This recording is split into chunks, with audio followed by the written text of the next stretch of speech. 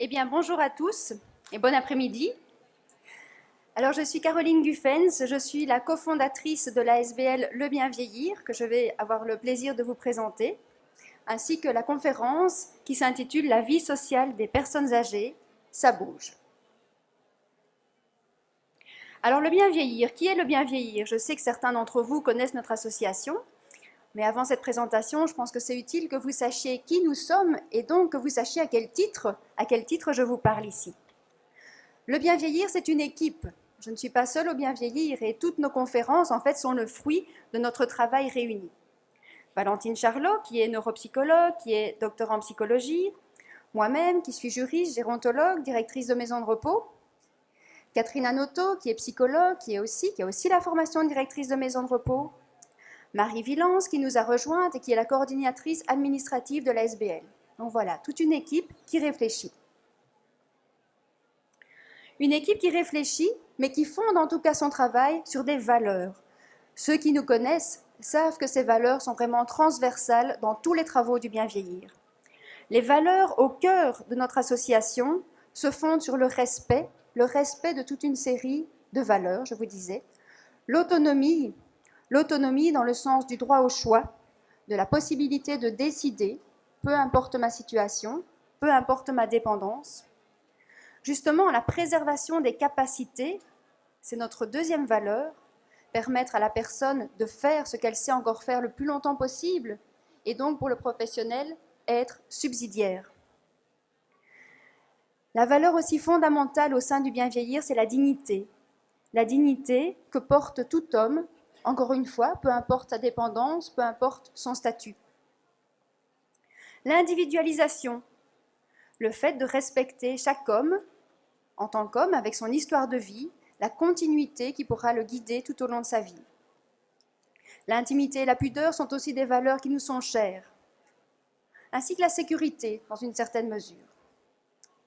Toutes ces valeurs ont pour objectif de nous aider, professionnels, proches, personnes, à changer de regard, à changer d'attitude aussi sur les vieillesses. Passer d'une prise en charge à un accompagnement. Toutes ces valeurs, nous les concrétisons dans les différentes missions de l'association. La mission de formation, pour laquelle la plupart d'entre vous nous connaissent ici, formation depuis 10 ans, des professionnels qui accompagnent les personnes âgées, que ce soit à domicile ou que ce soit en institution. La formation des personnes de référence pour la démence aussi, autour de grandes thématiques qui touchent soit la personne âgée vulnérable, la personne âgée fragile, atteinte entre autres d'une maladie de type Alzheimer, ou les pratiques institutionnelles, comment faire évoluer nos pratiques institutionnelles vers plus de bientraitance. Les consultations qui sont proposées à toute personne concernée par une maladie de type Alzheimer, la personne elle-même, ses proches, des professionnels aussi, qui se questionnent sur comment mieux comprendre et mieux accompagner la personne qui est face à moi. C'est pour cela que ce projet s'appelle « C'est ma vie », parce que nous voulons vraiment remettre au centre la personne atteinte d'une maladie de type Alzheimer. La recherche aussi, le troisième champ d'action de notre association. Nous menons différentes recherches, ce qui me permet aussi d'ailleurs de vous parler aujourd'hui. Des recherches sur les lieux de vie, des recherches sur la maladie d'Alzheimer, en tout cas sur l'offre et sur les besoins autour de cette maladie. Et puis, un autre champ d'activité de notre association, tout le champ information, qui me mène aussi finalement à vous parler aujourd'hui. À vous parler de quoi? Vous parlez de la vie sociale, de la vie active des aînés. Je vous ai dit, vous l'avez entendu là dans le champ de nos activités, nous ne prestons pas des activités pour les personnes âgées. Nous ne proposons pas d'activités. Mais nous réfléchissons. Nous réfléchissons au contexte qui peut permettre à des personnes âgées de participer à des activités. Je vais vous expliquer comment nous imaginons ce terme « participer à des activités ». Qu'est-ce que ça veut dire pour nous? Et j'imaginais vraiment 3 axes de réflexion pour parler de la vie sociale et de la vie active des aînés. Tout d'abord, lutter contre les stéréotypes agistes. Ensuite, lutter contre les injonctions jeunistes. Et troisièmement, favoriser la participation volontaire des personnes âgées. Nous allons voir tout ça ensemble. Alors, les stéréotypes agistes, peut-être que certains d'entre vous ont déjà entendu ce mot agiste, peut-être que d'autres ne l'ont jamais entendu. Agisme, ça sonne un peu comme racisme. Et effectivement, c'est la même construction de mots. L'agisme, qu'est-ce que c'est? C'est Robert Butler qui a inventé ce mot en 1969. Un processus systématique de stéréotypisation et de discrimination à l'encontre des personnes parce qu'elles sont âgées. Vous vous rendez compte que derrière ce mot agisme se retrouve toute une série de stéréotypes, les idées reçues autour du vieillissement. Lorsque nous faisons des formations autour du vieillissement, autour des valeurs, nous questionnons toujours le public autour du mot vieux. Je vous dis le mot vieux, à quoi pensez-vous? Eh bien voilà les mots qui sortent. Malade, incapable, dépendant, seul, triste. Et je ne vous ai mis que les plus politiquement corrects ici. Rétrograde encore. L'agisme, c'est mettre tout le monde dans le même sac. L'agisme, c'est cette idée d'homogénéisation où toutes les personnes âgées seraient rétrogrades, incapables, malades, dépendantes. La conséquence, ou une des conséquences en tout cas de cet agisme, va consister en des attitudes de discrimination envers ces personnes, des attitudes d'évitement.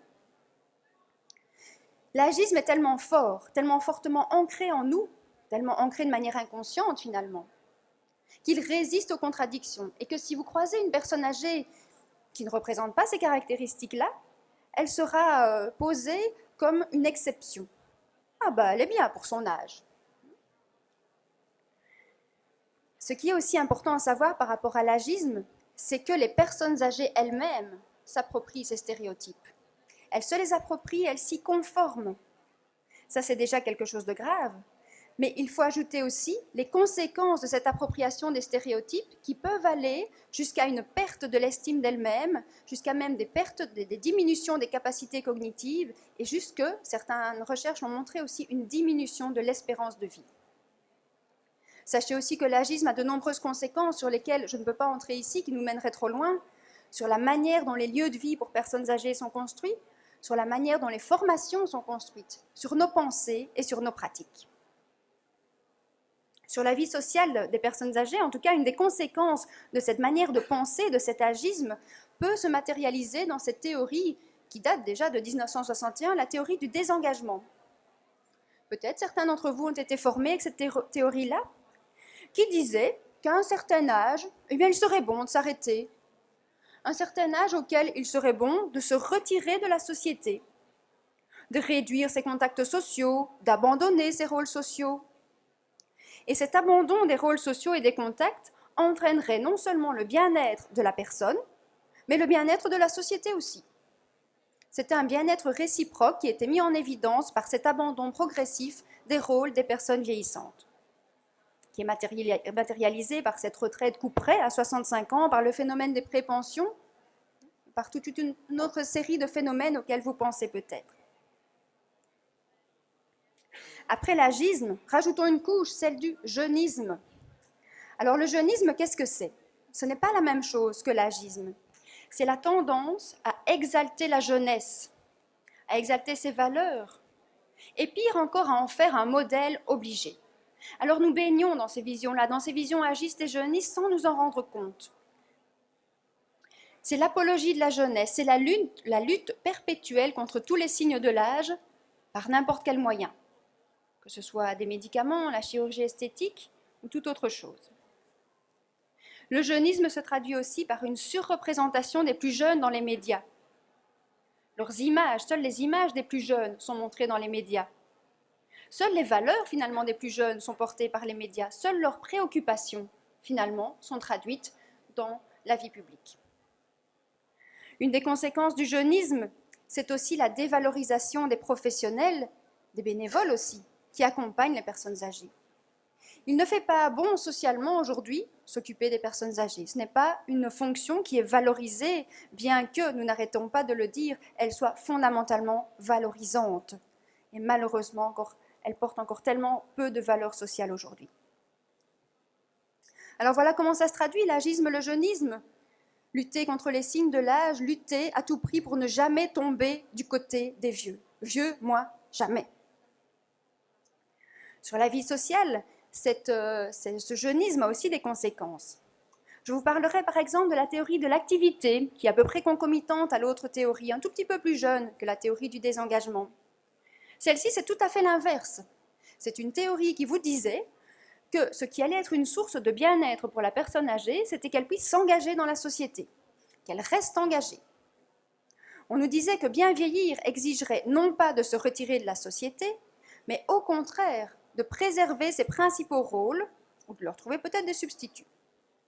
Cela peut se traduire par exemple en 2012, l'année du vieillissement actif, ce que nous dit la Commission européenne, que les personnes âgées doivent rester actrices, doivent rester actives. Ça peut se traduire aussi par un certain activisme en maison de repos. Ça se traduit en tout cas par une injonction de participation sociale, mais une injonction, vous allez voir, paradoxale, ambivalente. Elle se manifeste aussi par l'intergénérationnel sur lequel je reviendrai. Une injonction qui vous dit qu'un bon vieux, finalement, c'est un vieux qui reste jeune. Bien vieillir, aujourd'hui, c'est rester jeune. Rester jeune, rester connecté avec les jeunes, rester actif. Mais attention, l'agisme n'est pas loin. Restez actif, mais ne montrez pas trop votre vieillesse, surtout. Et puis, laissez quand même la place aux jeunes. Restez actif, mais soyez discret. Et donc, nous sommes aujourd'hui dans une société qui porte des messages, des injonctions finalement assez paradoxales, qui peuvent même culpabiliser les personnes âgées qui n'arrivent pas à rester actives dans la société. Alors, le troisième axe de la présentation, au-delà de la lutte contre les stéréotypes et contre les idées reçues, viendra plus tard. Mais je vous répète que pour lutter contre les stéréotypes, il faudra considérer les difficultés vécues dans les âges les plus avancés.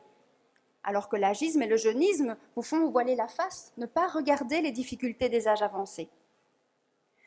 Mais justement, n'oublions pas non plus que ces difficultés qui surviennent dans les âges plus élevés ne sont pas uniquement et pas spécialement dues au vieillissement. Il nous faut changer nos regards sur les vieillesses et sur notre propre vieillesse aussi. Et à l'instar de Pichot et Tarot, nous vous invitons à une autre vision, à un réalisme qui ne soit pas une démission, et à un optimisme qui ne soit pas une illusion. Lutter contre les stéréotypes, c'est aussi, et encore, diffuser une autre vision des personnes âgées, parler des vieillesses et pas de la vieillesse comme quelque chose d'homogène. Parler d'individualité, de continuité peut-être. C'est lutter contre le retrait forcé qui serait sous-entendu dans l'agisme, c'est lutter contre l'activisme effréné que nous demande le jeunisme, et proposer, pourquoi pas, un modèle qui nous plaît beaucoup, le modèle de l'adaptation, qui est proposé par Balthès. Qu'est-ce que c'est ce modèle de l'adaptation ? Eh bien, ce serait finalement ni l'activité, ni le retrait, ni peut-être la continuité en tant que telle, mais c'est s'adapter, c'est-à-dire ouvrir les yeux par rapport à sa réalité. Ne pas vouloir tout faire comme avant, ne pas se voiler la face par rapport à des difficultés qui pourraient survenir, mais accepter les changements, s'y adapter. Et puis surtout, la notion de plaisir est vraiment fondamentale dans notre réflexion. Ce modèle d'adaptation, qui s'appelle aussi le modèle SOC, peut se résumer comme suit. SOC pour sélection, optimalisation et compensation. Qu'est-ce que c'est la sélection ? Eh bien, c'est justement pouvoir choisir. Je choisis dans les activités que je prestais, auxquelles je participais, celles que je vais encore accomplir, celles qui me font le plus plaisir finalement, celles pour lesquelles j'ai peut-être le plus de facilité. Et je vais optimaliser celles-là, je vais les travailler plus que d'autres, je vais y participer plus pour améliorer mon potentiel. Et puis le modèle SOC, en troisième partie, vous propose aussi de compenser, donc de mettre en place des stratégies pour continuer à y arriver, mais dans un modèle d'adaptation. La troisième partie, après la lutte contre ces stéréotypes, mais qui était vraiment fondamentale, c'est de favoriser la participation à la société, car de manière large, nous voulons vous dire au bien vieillir que la vie sociale, la vie active des personnes âgées ne se résume pas à pratiquer des activités, mais bien, à notre sens, à faire partie de la société, à être inséré dans le quartier, à exister tout simplement. Bien sûr, cela n'ira pas tout seul. Cela nécessite que la société s'intéresse aussi aux personnes âgées, qu'elle leur donne une place, qu'elle valorise leur savoir. Repensez au stéréotype d'incapacité qui est quand même bien souvent cité lorsque l'on parle du vieillissement. Incapable, rétrograde. Donc ici, il faudrait vraiment que ce changement de regard puisse amener une vision valorisante qui met en évidence l'expérience. Que notre société aussi traite de sujets qui intéressent les personnes âgées, ce qui ne veut pas dire de sujets passéistes. C'est aussi une vision agiste que de penser que seuls les sujets du passé pourraient intéresser les personnes âgées. Que notre société diffuse aussi des valeurs qui sont celles des personnes âgées. N'oublions pas que d'ici 10-15 ans, les personnes de plus de 65 ans représenteront 30% de notre société. Il faudra aussi que notre société lui donne envie d'y participer, envie d'y prendre place, envie d'en rester acteur, envie de sortir, envie de partager. C'est quelque chose de fondamental dans nos réflexions au bien vieillir, vraiment de trouver ce qui va motiver l'envie de la personne de participer. Plus concrètement, cette participation à la société pourrait se mettre en place via des activités, effectivement, pas uniquement, mais aussi des activités variées pour répondre justement à la diversité des personnes âgées, des activités qui auraient un sens, des activités qui pourraient soit être proposées à certaines tranches d'âge, mais qui pourraient aussi être proposées à tous. Tous pourquoi ? Pourquoi des activités proposées à différentes générations, à toutes les générations ? Eh bien pour favoriser la compréhension mutuelle, justement encore une fois pour lutter contre les idées reçues sur le vieillissement, pour favoriser les rencontres, pour favoriser la valorisation et montrer une image capacitaire, une image de réussite des personnes âgées aux autres générations, et vice-versa. Car si ce brainstorming était réalisé avec des personnes âgées à qui on demandait ce que représente le mot jeune pour eux, peut-être qu'il n'y aurait pas que des mots tendres autour du mot jeune. Donc nous pensons vraiment qu'il est important de retisser des liens, mais au-delà de cet intergénérationnel gadget et ponctuel, vraiment de tisser des relations. Proposer des activités où les plus âgés pourront aussi donner et pas toujours recevoir. Permettre par exemple leur investissement dans le bénévolat. La participation aux activités nécessite aussi bien entendu que ces activités soient accessibles. Accessibles physiquement, ce qui pose la question de la mobilité, la question des transports en commun, la question des villes et villages adaptés. Et Thibaut Moulart pourra continuer sur ce sujet-là dans la conférence qui suit. Des villes et villages sécurisants, où je sais que je peux sortir de chez moi, qu'il ne m'arrivera rien, que je ne serai pas agressée, qu'il y a suffisamment de lumière. Des activités aussi accessibles financièrement. Alors finalement, que pouvons-nous dire aujourd'hui de la vie sociale des aînés ? Le titre était « La vie sociale des aînés, ça bouge ? Oui, non ? » Eh bien, on peut dire oui, d'une part, oui, car nous remarquons, à titre d'observateurs et sans être des organisateurs nous-mêmes, de plus en plus de lieux de participation politique, par exemple, comme les conseils consultatifs des aînés, qui permettent cette participation, qui permettent cette vie active, qui permettent cette inclusion dans le débat social et le débat politique. De plus en plus d'associations d'éducation permanente qui souhaitent faire des personnes âgées non uniquement des participants, non uniquement des bénéficiaires des animations, mais des personnes actrices qui réfléchissent, qui s'investissent dans cette vision d'éducation permanente, comme par exemple Eneo ou Espace Senior.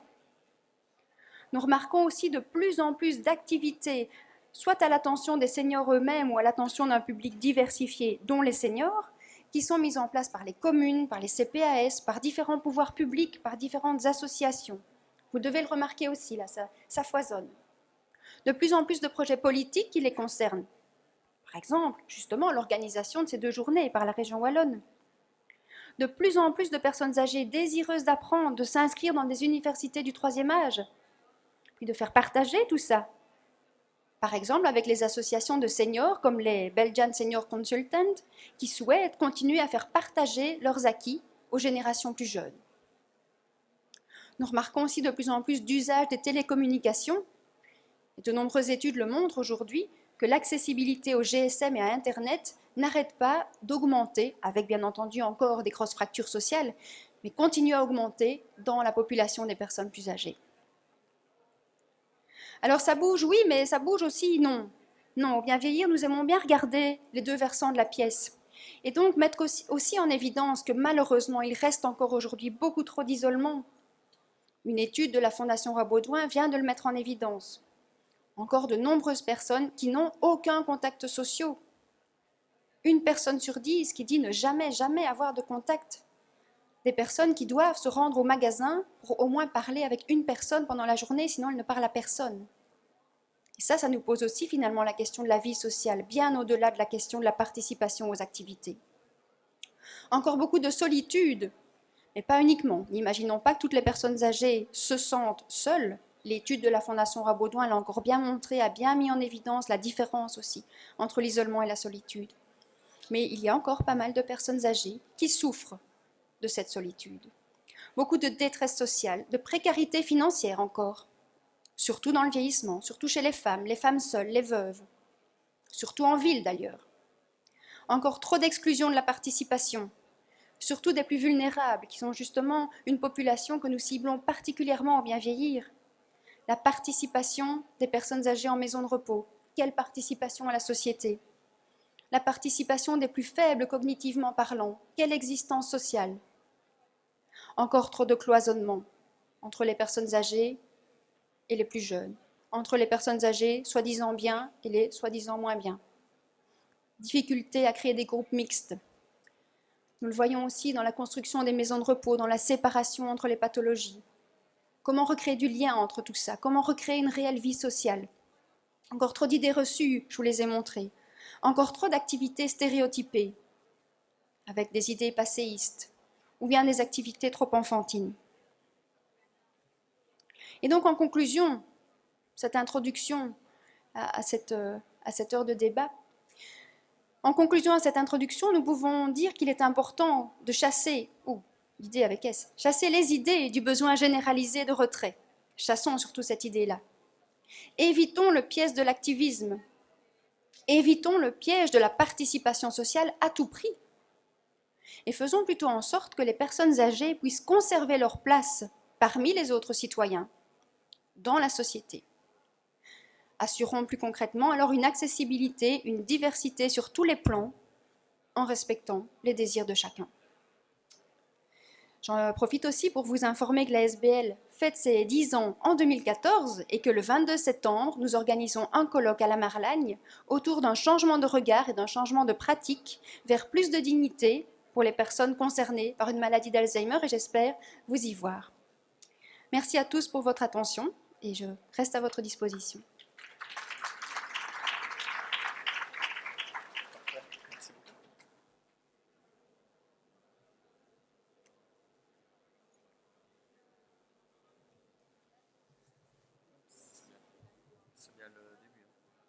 Oui.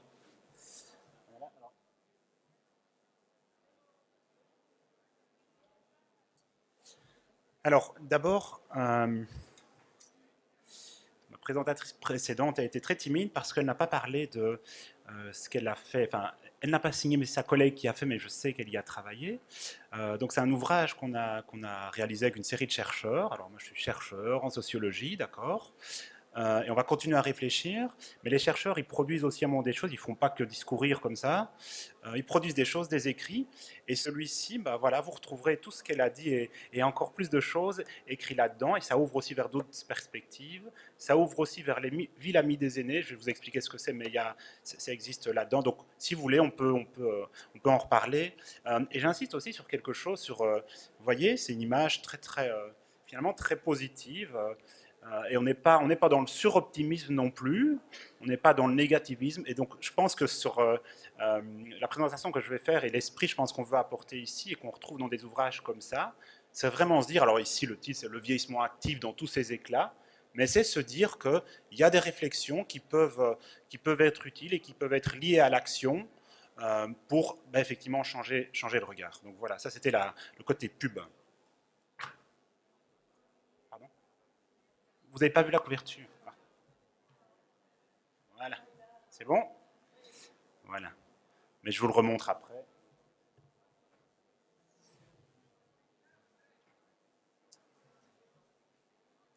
Alors, moi je vais vous parler d'un programme qui s'est déroulé en Wallonie l'an passé en réalité et qui a essayé de mettre en place quelque chose, un programme effectivement politique qui s'appelle Ville amie des aînés.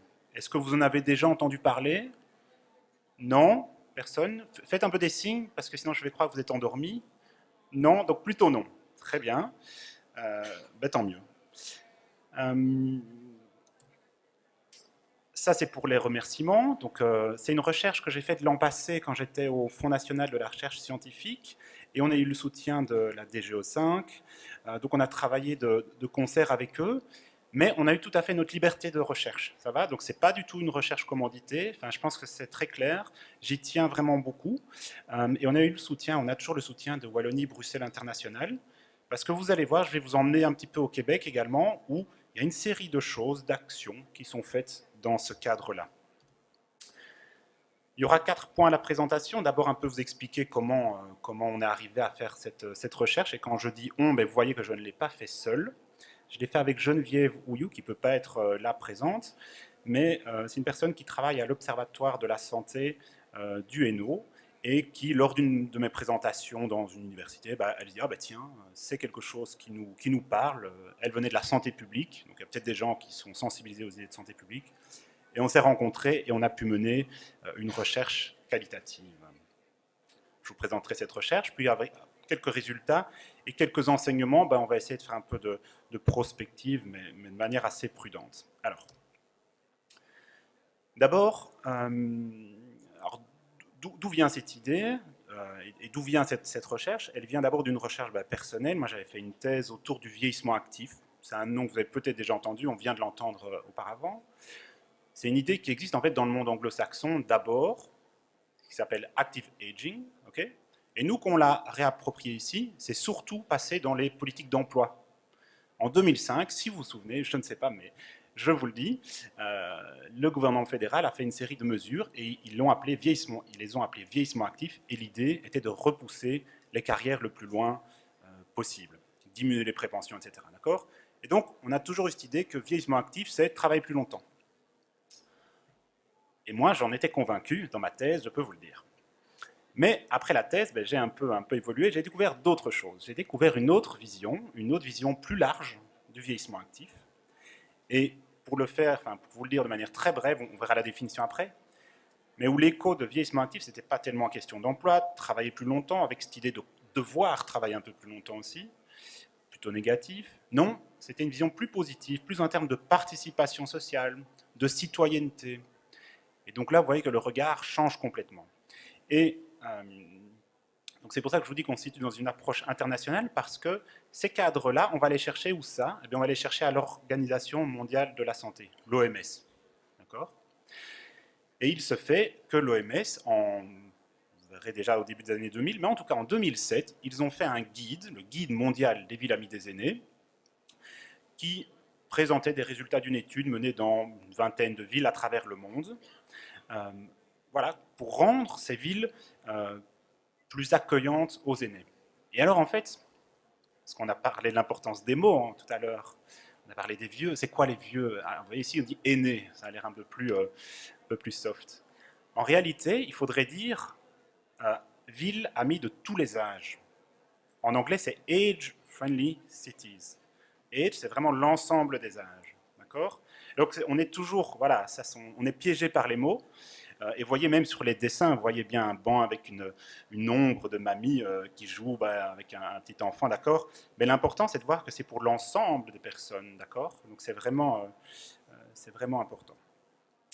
Et donc voilà, moi après ma thèse autour du vieillissement actif sur l'emploi, j'ai découvert cette approche Ville-Amie, j'ai discuté avec des collègues du Québec et je me suis rendu compte qu'au Québec, eh bien, depuis 2007, ils menaient des activités pour mettre en place et autour des villes amies des aînés. Quand je dis ils, ce sont des chercheurs soutenus par, à l'époque il y avait un ministère des aînés, et donc en tout cas soutenus par un ensemble de ministères. Donc c'est des chercheurs et des acteurs politiques.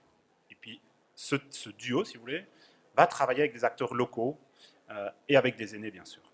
Donc voilà pour le cadre. Alors maintenant on arrive en Wallonie, et donc ça c'est la recherche qu'on a réalisée. Le titre, voilà, on est pour et par les aînés, parce que c'est vraiment ça. Ce sont des enjeux, pas tellement d'aménagement urbain, figurez-vous, mais bien plutôt de comment on intègre les aînés à l'action publique dans une ville, dans une commune. D'accord?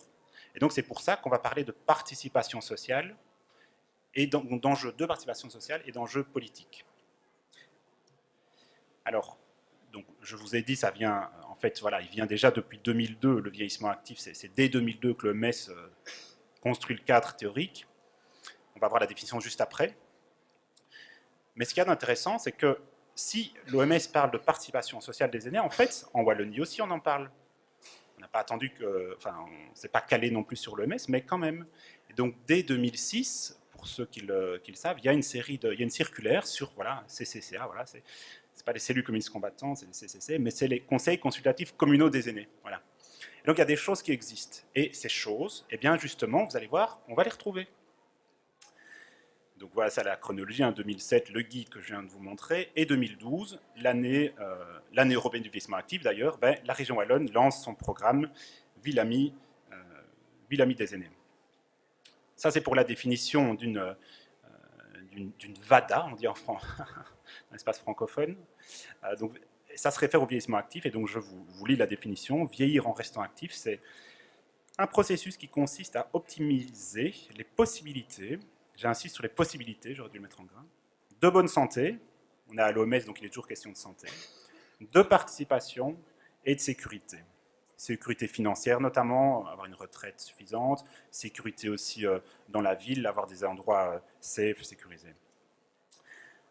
Ce qui est important aussi par rapport à ce qu'on a entendu tout à l'heure, c'est bien optimiser les possibilités. Donc, basiquement, avec les villes amies des aînés, l'idée est d'agir sur les environnements. Et alors, les Québécois ou les Américains, ils parlent d'environnement sociaux et d'environnement physique. L'environnement physique, c'est quoi? Les trottoirs. Ce genre de choses. L'environnement social, c'est quoi? Eh bien, c'est ce qu'on a parlé tout à l'heure. Ce sont les stéréotypes, l'agisme. Et donc, c'est bien important que ça va situer, on va situer à ce niveau, le niveau des environnements. Et en disant qu'on agit sur les environnements, on échappe à une critique qui n'a pas été tout à fait formulée comme ça tout à l'heure, mais à une critique de responsabilisation des individus, qu'on retrouvait en réalité quand le vieillissement actif était réduit à la notion d'emploi. Souvent, c'était de dire vous devez travailler plus longtemps, hein, d'accord? Et ici, l'idée n'est pas celle-là. Et donc, c'est ça tout l'intérêt, c'est qu'on va travailler sur les environnements en disant on va donner des possibilités aux personnes qu'ils désirent, et selon leurs moyens, en sachant que les vieilles sont différentes, eh bien, de participer socialement, de s'engager, en fait, de continuer à être citoyen. Ça, c'est pour la recherche. Alors, on n'a pas reçu 2,5 millions, on aurait bien voulu, mais non, on a reçu quand même beaucoup, beaucoup moins. Le 2,5 millions, c'est l'ensemble, c'est le montant que la région avait mis à disposition des communes. D'accord ? On a 262 communes, il y en a 168 qui ont répondu, donc qu'est-ce que ça veut dire? Ça veut dire qu'il y a un vrai entrain, il y avait une vraie demande des communes. 60 projets qui ont été sélectionnés, et dans ces 60, nous, on en a sélectionné 12, selon une multitude de variables, hein, bien étudiées des grandes villes, et puis des villages aussi, parce qu'on a prenez la province de Luxembourg, voilà, il faut aller voir ces petits villages et comment ça se passe dans ces réalités-là. Et les subsides, pour vous donner une idée, que ces villes qu'on a observées avaient reçues, ça allait de 7 750 €, donc pas grand-chose finalement, à 80 000 €. Ça, c'était plutôt pour les grandes villes. Alors ça, j'aurais dû le mettre en couleur, mais c'est juste pour vous dire qu'il y a une recherche et qu'on a fait des entretiens qualitatifs auprès de 48 personnes. Quel type de personnes? Alors des élus politiques, des bourgmestres, des échevins ou des présidents de CPS, des agents administratifs et des aînés. Et alors les aînés, c'est un peu une des limites de notre méthode, je pense. Ils ne parlent pas en tant qu'aînés eux-mêmes. Ce sont souvent des aînés qui sont dans les conseils consultatifs communaux, donc ils représentent la voix des aînés. Bon, là, il y a plein de choses à dire, mais quand même, ils sont intégrés comme des acteurs à part entière, puisqu'on les retrouve dans les projets. Donc 48 entretiens dans 12 communes de Wallonie. Et sur cette base, qu'est-ce qu'on peut dire? Alors, je reprends mes notes et j'en profite pour boire un petit coup.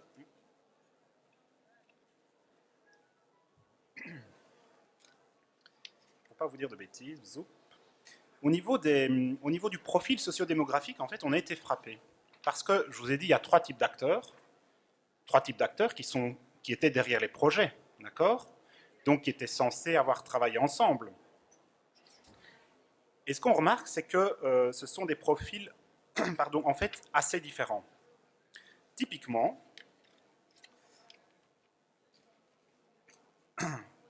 typiquement, donc, les mandataires, donc les élus, eh bien, c'était des personnes, déjà au niveau de là, déjà de plus de 40 ans. Généralement de plus de 40 ans. Au niveau du genre, homme-femme, donc ça, c'était pas très significatif. Mais par contre, voilà, une variété d'activités aussi. Ils exerçaient une variété d'activités. Donc certains étaient, on va dire, hommes politiques, femmes politiques à temps plein. D'autres, c'était jumelé avec une autre activité. On est avocat et puis on fait ça à côté. Également, d'autres avaient, dans leurs attributions, ils avaient plus ou moins d'attributions. En disant ça, vous comprenez bien que quand on vient et quand ils défendent un programme, ici c'est Villamidésé, mais ça pourrait être un autre, eh bien, en fonction de ces dimensions, vous allez voir des personnes qui vont s'investir plus ou moins, qui auront compris la logique plus ou moins. Au niveau, pardon, au niveau des agents administratifs, et là, enfin, c'est une des intuitions, des hypothèses qu'on avait, et ça c'est un peu confirmé. Alors, ils sont centraux d'abord, ces administratifs. Et en fait, ce sont ces administratives, parce que toutes, sauf un, c'était des femmes. Et donc ça, c'est vraiment très intéressant. Et c'est central, parce que ce sont ces agents administratifs. Alors d'abord, c'est eux qui ont écrit une bonne partie du projet. C'est eux qui ont vu le projet, qui l'ont reçu de la région wallonne, qui vont convoquer l'élu politique, qui vont aller chercher les aînés. Voilà, c'est eux qui font un peu monter la sauce, d'accord? Et c'est eux qui vont après être derrière le projet. Et donc ça, c'est vraiment central. Mais donc, ce n'est pas les mêmes profils, déjà, par rapport aux élus. Et les aînés, alors là, c'est majoritairement des hommes. Ils sont retraités, évidemment, ils sont aînés, ils ont plus de 60 ans. Majoritairement des hommes. Et là, ça nous posait aussi un peu une question, puisque si on sait que le vieillissement est d'abord quand même une problématique féminine, hein, et plus on vieillit, plus on retrouve des femmes, eh bien, qu'est-ce que ça veut dire que ce soit majoritairement des hommes qui parlent pour les aînés? Okay. J'ai déjà fait ce genre de présentation devant des aînés, devant des CCCA, et je leur dis ça, une chose, et deuxième chose, je leur dis, mais vous parlez des aînés, où sont les aînés à mobilité réduite, avec des maladies Alzheimer? Ils ne sont pas là dans la salle. Et donc, comment est-ce qu'ils parlent, au nom de tous les aînés, comment est-ce qu'ils incluent ces personnes-là aussi? Alors, ils les incluent, hein, mais voilà, pour ne pas reproduire des stéréotypes entre aînés, c'est important à avoir en tête. Alors, donc voilà pour quelques points saillants très descriptifs. Ce qu'on a observé, en fait, ce sont des épisodes participatifs. Qu'est-ce que ça veut dire, ça? Eh bien, ça veut dire que, comme au Québec d'ailleurs, ou partout dans le monde où vous avez ces dispositifs qui se sont mis en place, eh bien, les aînés sont impliqués dans des formes de participation sociale. D'accord? Alors, qu'est-ce que ça veut dire ça?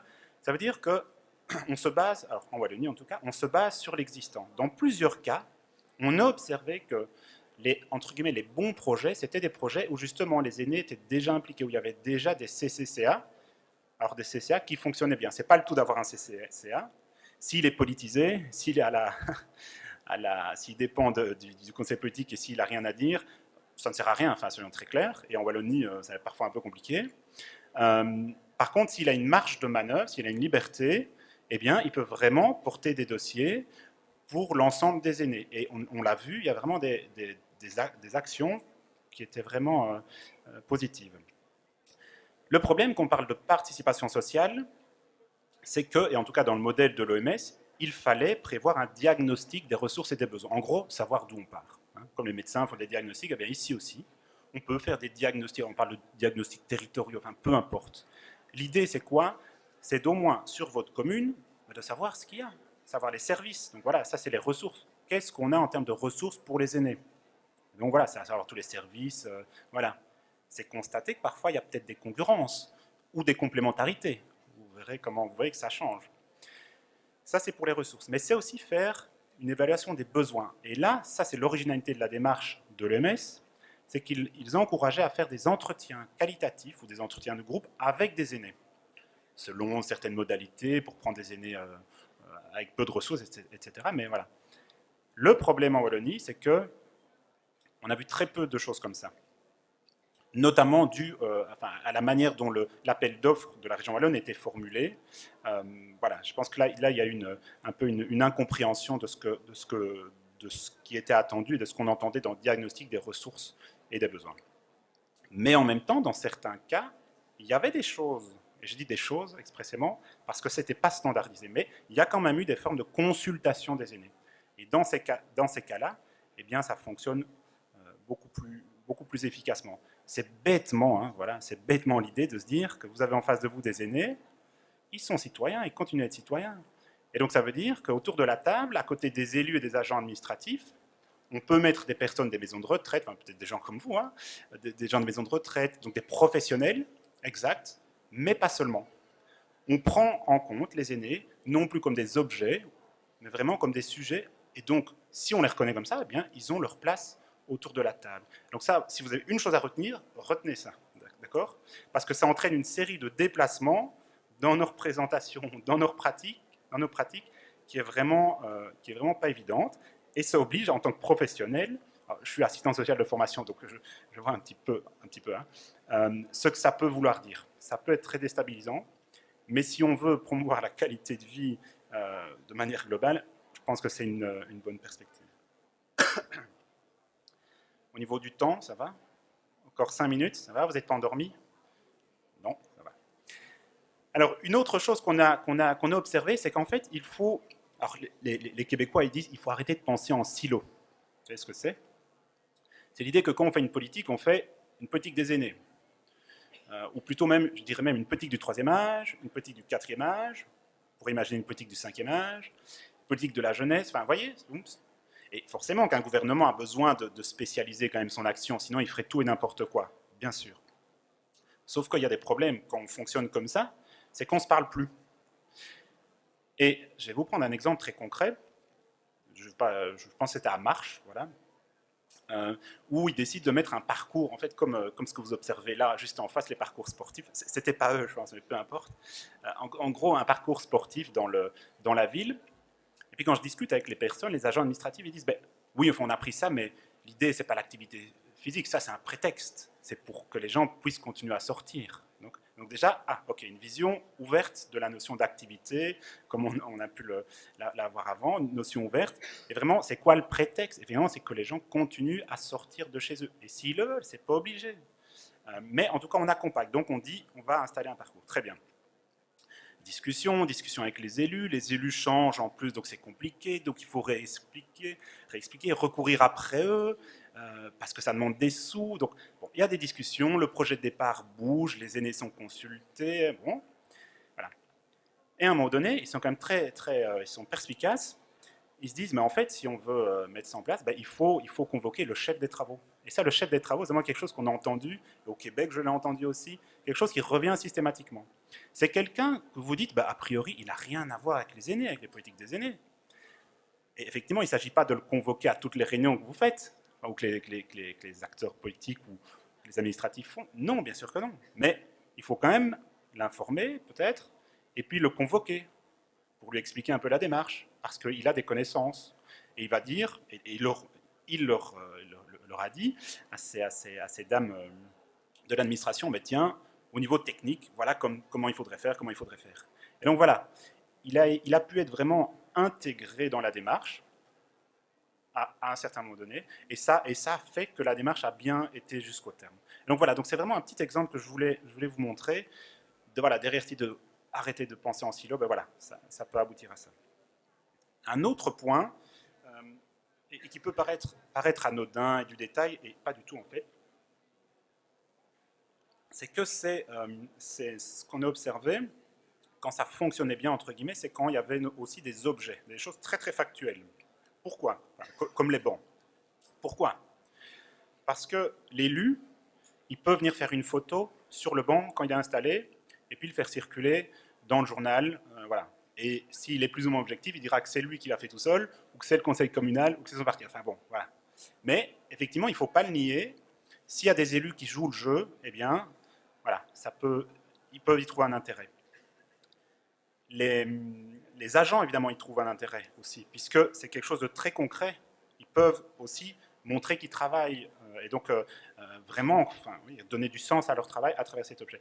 Pour les aînés aussi, c'est évidemment un endroit, et qu'ils vont investir. De nouveau, c'était pas à Machta ailleurs, à un moment donné, ils demandent l'avis des aînés. Alors les agents administratifs, ils avaient regardé tous les beaux bancs qui existaient. Les urbanismes sont très forts pour vous vendre des choses superbes, très belles, très chères. Et les aînés disent, mais en fait, non, c'est pas ça qu'on veut. Nous, on veut un autre banc, plus en bois, des choses comme ça, et où on peut se mettre à plusieurs. Et de fait, donc, ils ont changé, donc, les agents administratifs ont changé leur fusil d'épaule quand même. Donc voilà, quand vous consultez les aînés, il faut être prêt à bouger. Et ils ont fait autre chose. Et du coup, ça a beaucoup mieux fonctionné. Et un dernier exemple, les bancs. Alors, il ne faudrait pas reprendre l'image du vieux qui va s'asseoir. C'est pas ça. Il y a une autre vision maintenant du banc. Le banc, c'est ce qui permet de sortir, de continuer à être dans la cité. C'est une étape intermédiaire entre le domicile et puis la place ou le club, enfin l'endroit où on fait du sport ou des autres amis ou le magasin. Donc c'est vraiment une autre vision. Et le banc n'est pas que pour les aînés, c'est pour tout le monde. Dans une autre ville, le banc a même été fabriqué avec des jeunes dans le cadre d'une action solidaire. Voilà. Alors, je vais pas, ce que je vais juste retenir dans les enseignements, parce qu'on me demande de terminer, voilà, c'est qu'en fait, et puis parce que là je reprends ma casquette de chercheur, je pense qu'en Wallonie, on a fait de très belles choses, très intéressantes, mais que ça a été fait de manière non standardisée, avec un manque de méthodologie, parce qu'il n'y avait, avait pas de chercheurs derrière. Nous, on a observé, mais après coup, quand c'était déjà en place. À l'inverse, et ça c'est une image qui vient du Québec, eh bien voilà, au Québec, là, depuis 2007, les chercheurs ont fait des études sur 7 à 8 villes d'abord, avant d'aller et avant de proposer un cadre au niveau gouvernemental. Et donc c'est parce qu'il y a des données empiriques de recherche qu'ils ont pu produire ça et qu'ils ont travaillé. Cette jolie fleur, peu importe ce qu'il y a autour, mais c'est un ensemble de domaines où on peut intervenir. Hein. C'est les questions d'habitat, de transport, d'espace. Tout ça pour vous dire qu'effectivement, on sort des silos et on a une approche beaucoup plus large. Et donc, quand je vous l'ai dit, il faut se nourrir de l'expérience. En plus, au Québec, ils parlent français, donc c'est quand même pas compliqué. On peut se nourrir de ce qui se fait là, mais sans croire qu'ils sont super bons et que c'est adaptable. Non, il faut l'adapter aux réalités. Je vous l'ai dit, les CCAS. D'autres choses, les P, c'est les plans de cohésion sociaux. Ce sont des actions qui existent déjà et ils sont là et on les a vus. Et aussi, je pense, c'est l'union des villes et communes wallonnes qu'il faudrait impliquer. Si vous voulez, vous pouvez venir au Palais des Congrès de Liège. On fait une conférence là-dessus avec les Québécois. Et voilà, ça, c'est l'adresse des Québécois où il y a un guide en plus. Donc il y a maintenant un guide qui est téléchargeable. Le guide, alors ils appellent ça MADA, parce que c'est Municipalité Amie des Aînés. Donc maintenant, vous, dans vos communes, vous pouvez même le télécharger. Voilà. Merci à vous.